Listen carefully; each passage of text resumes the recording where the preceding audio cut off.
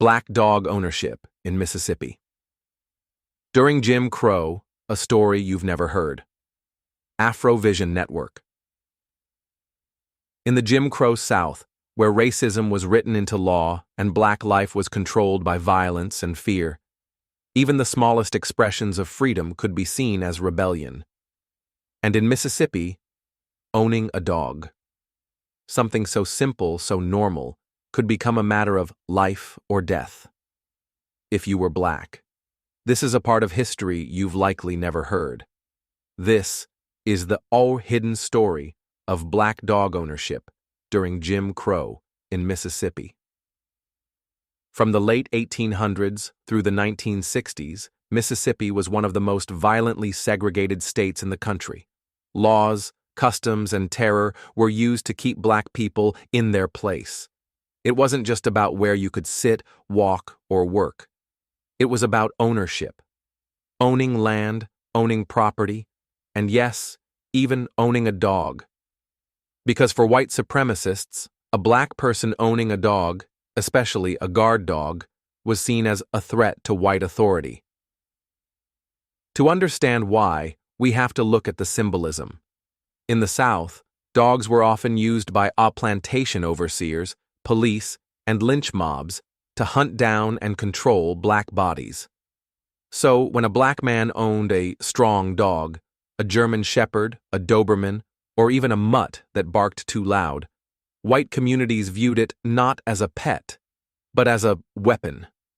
To them, it flipped the power dynamic, and in Jim Crow, Mississippi, power was not allowed to shift.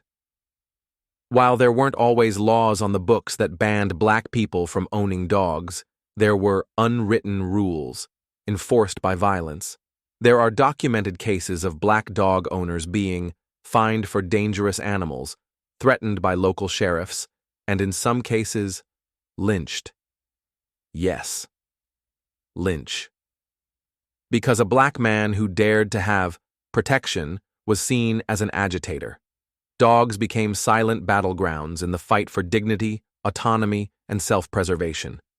But despite the threats, many black families still owned dogs. They were more than pets. They were protectors, companions, and symbols of freedom. Some were trained to bark at night, not just at intruders, but at white men who came to terrorize. Others became part of the family, living reminders that black folks were still human in a system that tried to deny them that very fact. Owning a dog was an act of resistance. A silent declaration: we deserve safety, we deserve love, we deserve life. Today, the history of black dog ownership during Jim Crow is rarely taught, rarely told, and often misunderstood. But it's part of a bigger truth, that every inch of black freedom in Mississippi had to be fought for. Even the right to own a dog. And yet, through it all, black families loved, protected, and stood firm, proving that even in the face of fear, dignity still lived. So the next time you see a family with their dog, remember, for many of us, that bond isn't just about love, it's about legacy and the long, dangerous road to get here.